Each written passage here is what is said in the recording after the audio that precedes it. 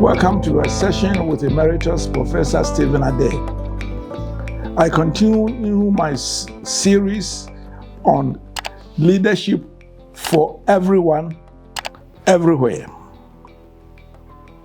We have done some general introductions.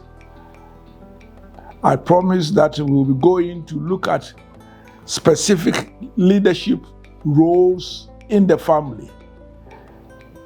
The husband and father as a leader, the wife and mother as a leader, the joint leadership role of the spouses as parents, and children learning and practicing leadership at home.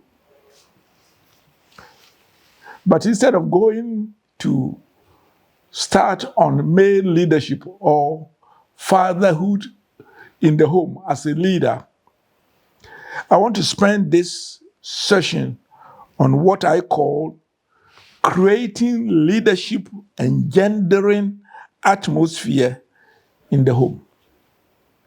Creating leadership engendering atmosphere in the home.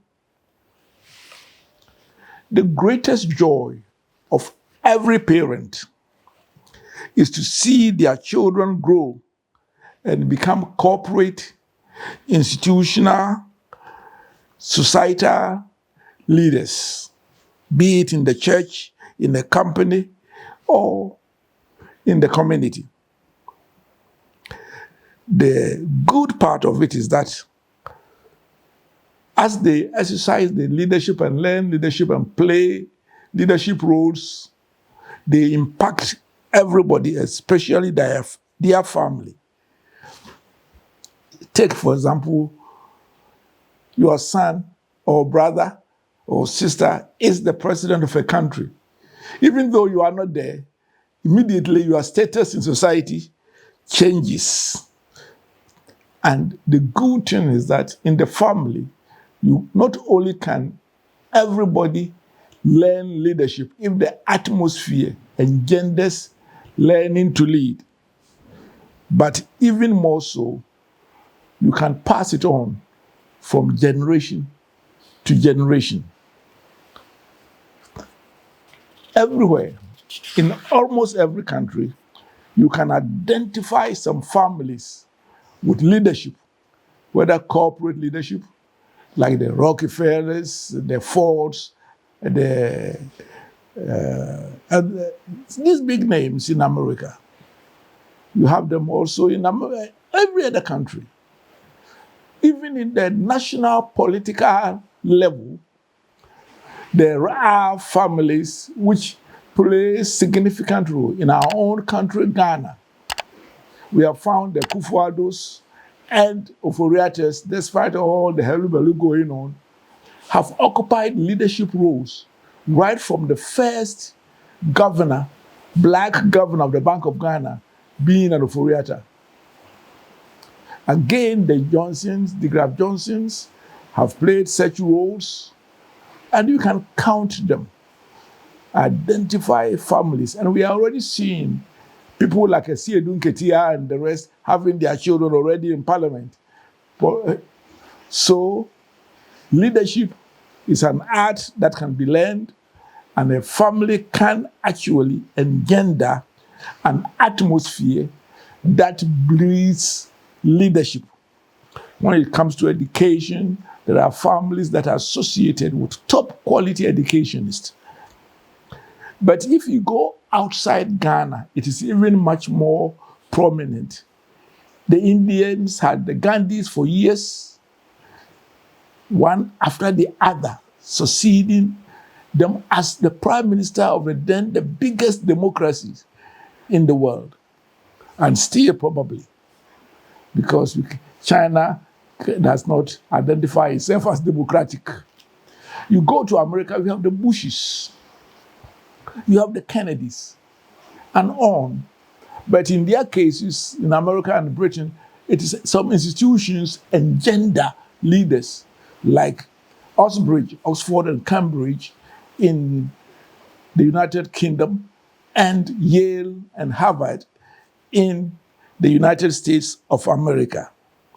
In fact, not too charitable and not a model, but we find the Congos and their Kabiles and the Togos with their Yadimes, for better, for worse.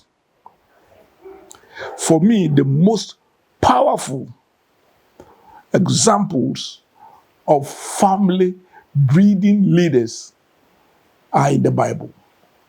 First, Abraham. Abraham and his descendants have made waves for more than 4,000 millennia. That's Jewish leadership role in the world, whether it is in academia or whatever, in research and the rest. Again, King David had generations of his descendants leading Israel. And if you want to say that all Christians are descendants of Jesus Christ, the greatest leader who ever walked on this earth. In fact, God, in calling Abraham, says that he had called him so that he would train his children in the ways of God, so that they will become instruments of blessing to other people. It's a shame that oftentimes, of late, Israel is not associated with blessing other nations, and rather sometimes in very terrible conflicts with them. However, when you listen and look carefully, in many areas, scientific robotics and many areas, Israel continues to be a leader, not a follower in the world. I believe that sovereign foundations of leadership are laid in the home. Sometimes we overlook it, but the family determines not only the genetic profile of each of its members, but their values, work ethic, education, and many critical determinants of leadership take their roots within the family environment. It is where often the type of leader is shaped, whether even when they come out, whether they are going to be dictatorial, charismatic, transactional, transformational, authentic, or servant leaders. Oftentimes, it is their family background.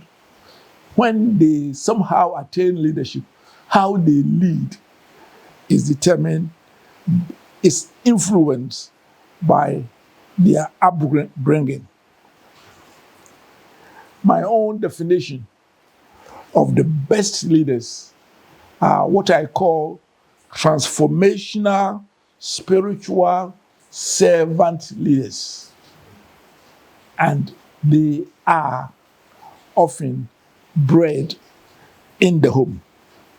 So let me share the following 7 things or ways whereby you can create a positive family environment that will catalyze the leadership potential of every member of the family, from the father to junior.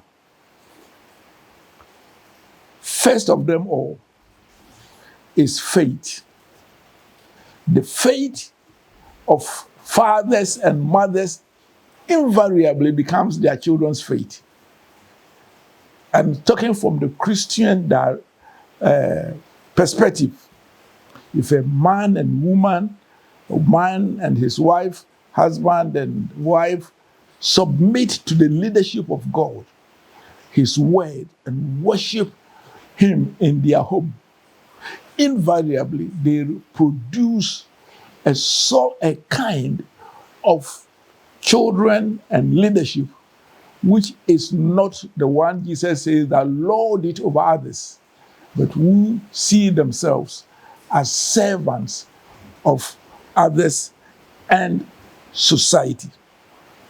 Thus, I have found the faith and how they practice it in the home affects the kind of leadership people from those backgrounds become. After all, we are having these fundamentalist ISIS and others who think that killing others in pursuit of their own faith or beliefs is justified. That often comes from either the home or along the way indoctrination by a significant person in their lives. In the same way, look at, say, the Wesley family.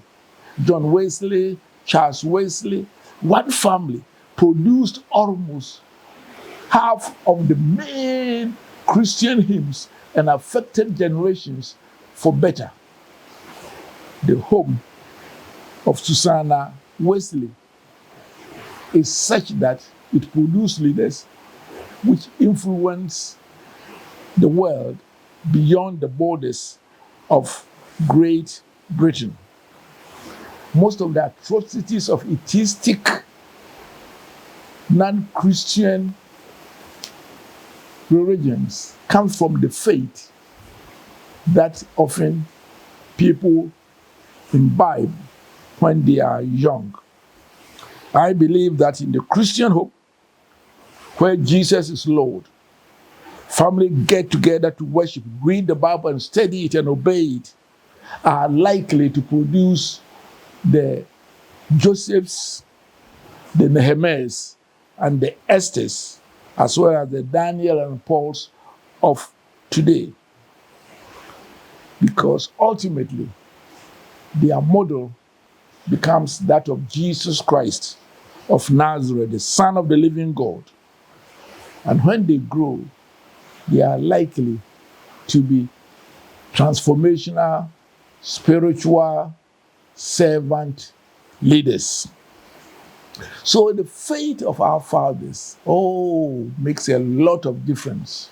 And blessed is the home where God in Christ is served as Lord and the leader and the model. Second,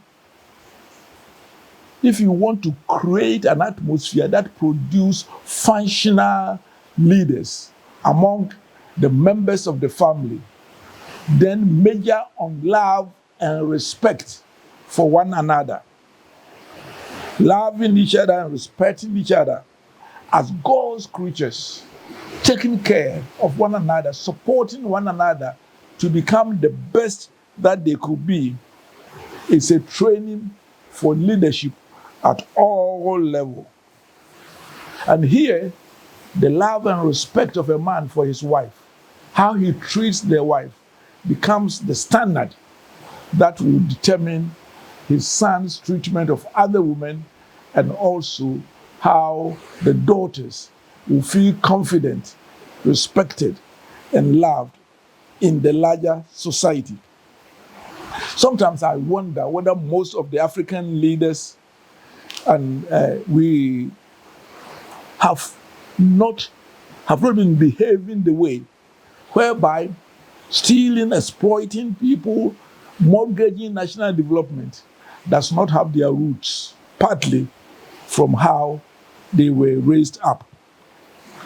The family has a unique opportunity to demonstrate love, learn non-violent conflict resolution, forgiveness, and reconciliation. Third, a leader, if it's worth their salt, is modeling, whereby you actually open your life to others and live what you preach, your values, your ethic, and all. And whereas, and I believe than the family, are these most demonstrated. I think that when a family, especially mom and dad and senior siblings, are willing to live and walk their talk, it becomes an atmosphere where children also are allowed to be what they are. Not, of course, being disobedient, but demonstrating good values, behavior, and character, demonstrating responsibility. They are being equipped for leadership, not only in the family, but as they grow. The fourth is communication. Effective leadership hinges on effective communication. Here, I'm not talking about just talking, but communicating meaning, listening to others actively, being able to share what is in you as a leader, your vision. Be careful, your siblings don't kill it like they wanted to kill Joseph. But on the whole, that is where you share your vision, your aspirations, your goals, and the family should create a culture that make people become and what they want to be. My children were sometimes frustrated with me because they would ask me about, what course should they do, what career should they, and always, especially when they reached it, I asked them, so what do you think? And one of my children, the second girl, would say, Dad, if I knew, would I ask you? I said, but yeah, very soon you are going to leave the house and you have to take the decision yourself. If you tell me the things you are interested in, I will be able to give you meaning and whether these are going to, what's entailed in them. And then you can then finally decide whether you pursue them. I believe that one of the critical skills of leadership is the ability to communicate your vision, your goals, your strategies, your values, and nowhere do we have opportunity to do that better than the home. Fifth, discipline and setting boundaries. I think it's so important. Sometimes our people become presidents and ministers, CEOs, and they think that they can do whatever they want. This is absolutely nonsense. Because they didn't learn discipline and setting of the boundaries at home. Because nobody has freedom to do whatever they want to do. It is important for us to learn, and that is at the home, that we should learn discipline and setting of the boundaries. The sixth is teamwork. Family is a team.